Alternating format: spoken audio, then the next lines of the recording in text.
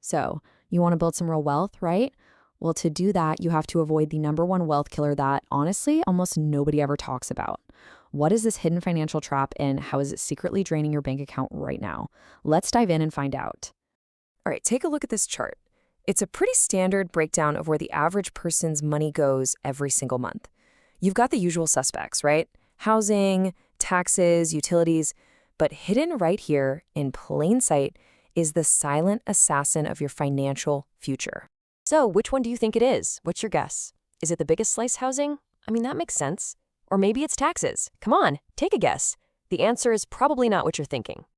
Yep, it's transportation. Your car, that hunk of metal sitting in your driveway or your garage, is likely the single biggest financial black hole you own. I'm talking car payments, insurance, gas, repairs, all for something that loses value every single day. And this all leads us to a massive problem that I call the car poor trap. And believe me, it is a full-blown debt crisis that's just exploding, trapping millions of people in a cycle of just barely getting by. What's just staggering here is the sheer scale of this problem. I mean, look at this growth. In just 20 years, auto loan debt has more than doubled. It's rocketed past $1.6 trillion. That is trillions of dollars tied up in things that are guaranteed to lose value.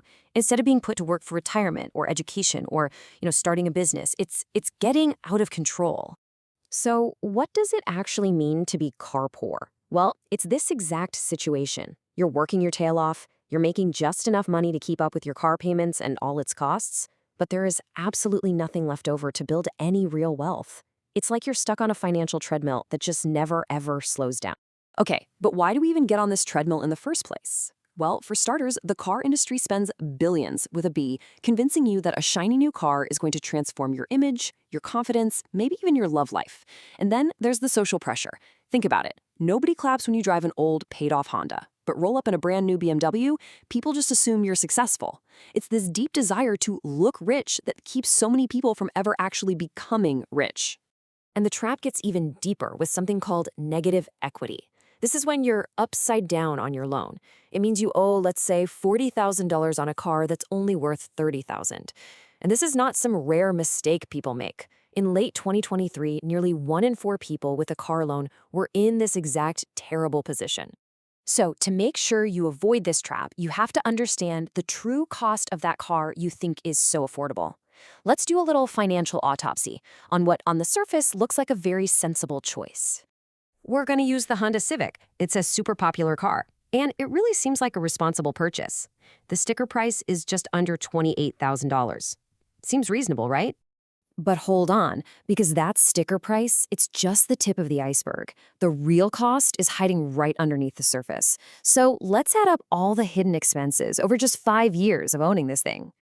And whoa, this chart shows the biggest culprits. First up, depreciation.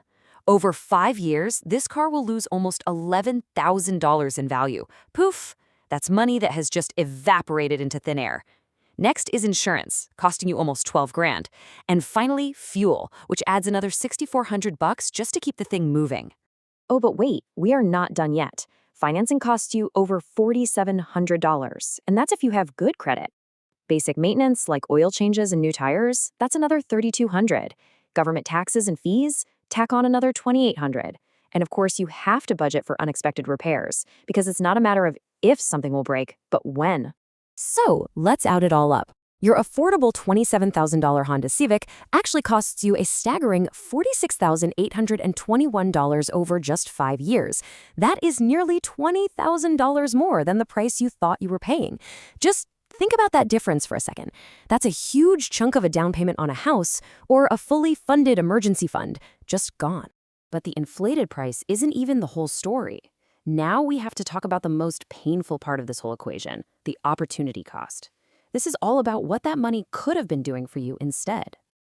Understanding opportunity cost is absolutely crucial. Every single dollar you tie up in a car, which is a depreciating asset, remember, is a dollar that isn't out there being invested, compounding, and growing in your favor. It's a choice with massive financial consequences. Okay, let's compare 2 choices over 5 years. Look at this slide. Person A buys the Civic, making a $780 monthly payment.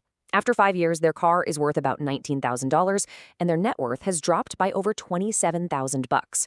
Now, person B takes that exact same $780 a month and invests it instead.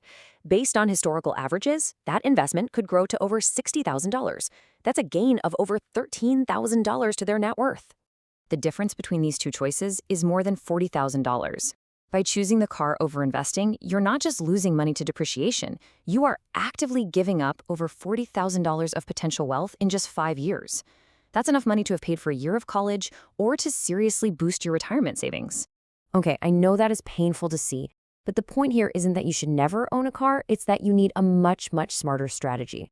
So let's look at 3 simple rules to own a car and build wealth at the same time.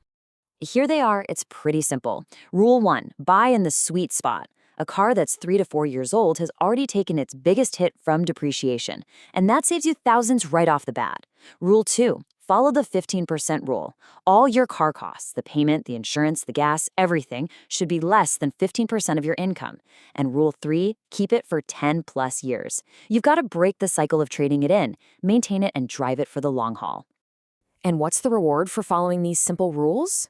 Well, if these smarter choices save you just $300 a month compared to buying a new car, and you actually invest that savings, over 15 years, that could grow to more than $118,000. That could be a down payment on a house, all funded by making a smarter choice about your car. So here's the real takeaway. The next time you think about buying a car, don't just see the shiny metal and the monthly payment. See the opportunity cost. See the potential wealth that you are either building or just giving away. And that leaves us with one final question to really think about. What would an extra $100,000 really mean for your future?